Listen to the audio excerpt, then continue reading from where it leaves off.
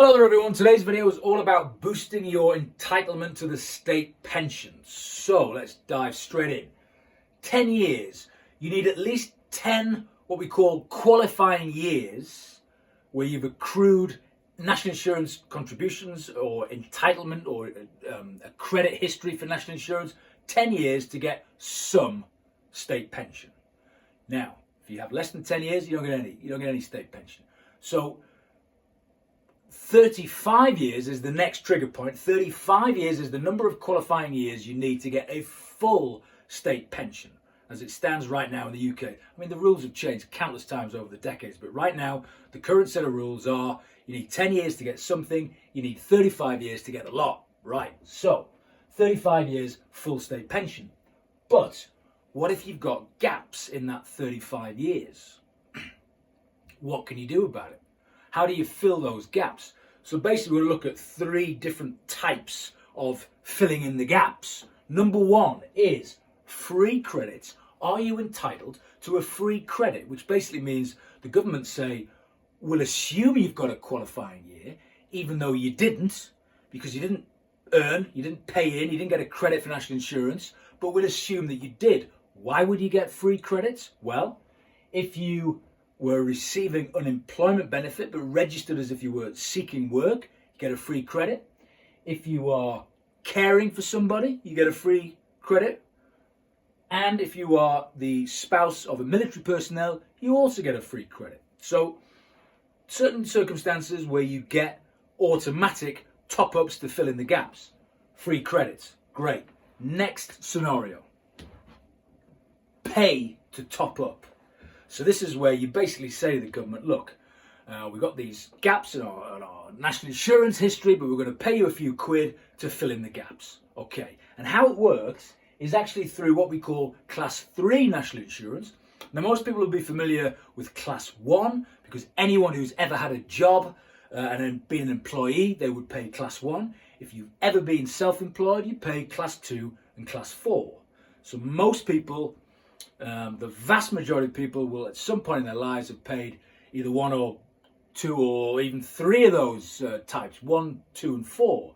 But not many people, I suspect, will have heard of Class 3. And Class 3 is designed for this top-up mechanism. And what it is, you pay £824 to the government for a full year's to top up a year.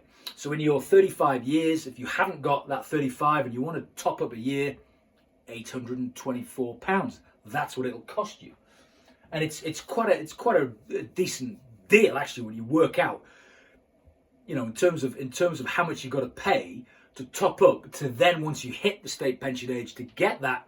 What is it? Best part of 10 grand a year, going to go up every year until you die. This is not a bad deal, paying this £824 per year. So now here's the thing. This is the rub, this is the important bit of me doing this video in the first place, is that top-up facility where you say, look, I've got a gap in my contribution record, I want to buy some years to fill in the gap. Normally, you can only go back 6 years. You can do 6 years to fill in the gap, but if you've got a gap of 15 years, you tough.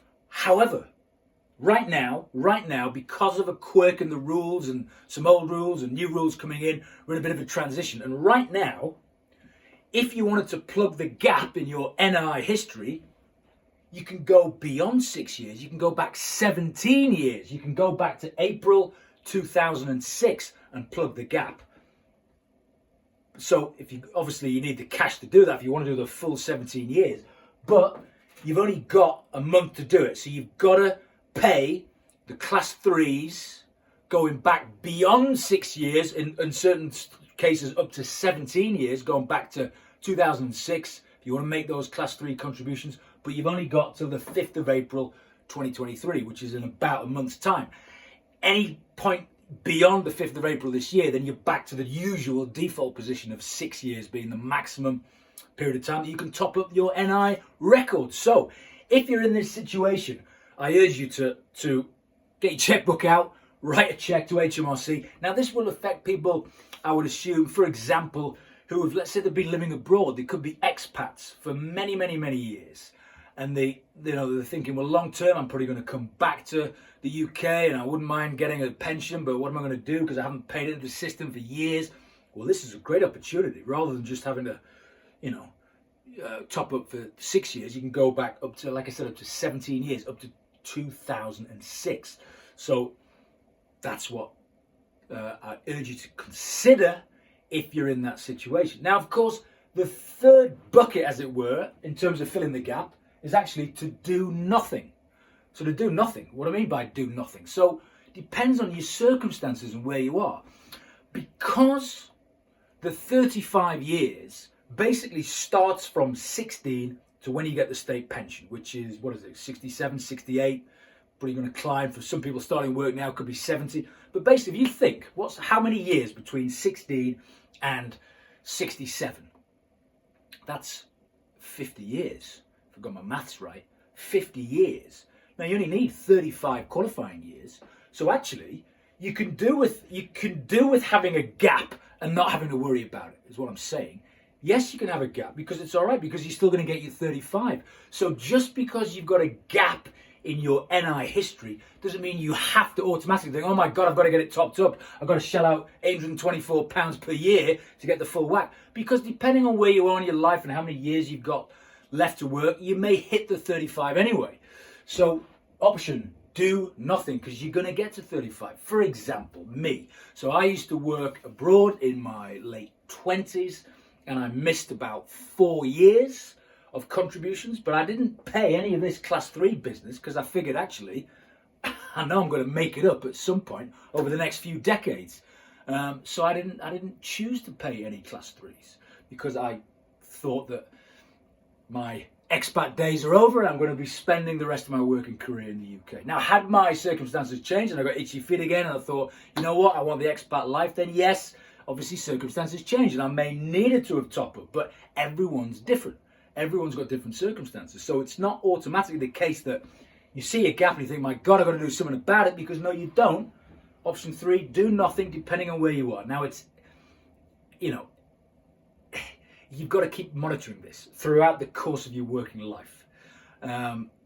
Every stage is crucial. Obviously, when you're close to retirement and you think, am I going to get enough? You want to chip in. But then again, if you're decades away, you've got to work out, well, like I did, do I think I'm going to make up the shortfall? So, personal tax account, HMRC. I encourage everyone to log in and do this. And I've said this countless times on videos before.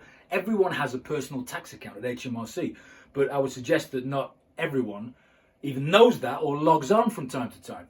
So you get a government gateway, you register, it takes about 2 minutes, and you log on, and all of your NI history is there. It's there from the point of you being 16 years old. It's all on there. And you can see exactly what your shortfall or your contribution record is. And it actually says, when you log in, it says you have X number of years to work to get your full state pension. So it's quite helpful. There's always other stuff on that personal tax account, like how the government spend your taxes, which may upset you a bit, but forget all that and just concentrate on the NI history. It's the best thing on your personal tax account. So you can see exactly what you need to do in terms of topping up or otherwise. So just an overview there on boosting your state pension if you have gaps in your record, but also specifically act now, if applicable, to make advantage of the extension of the 6 years going back to 17 years, but only for the next 4 weeks. If you like this video, please do subscribe, and as always, I'll see you soon.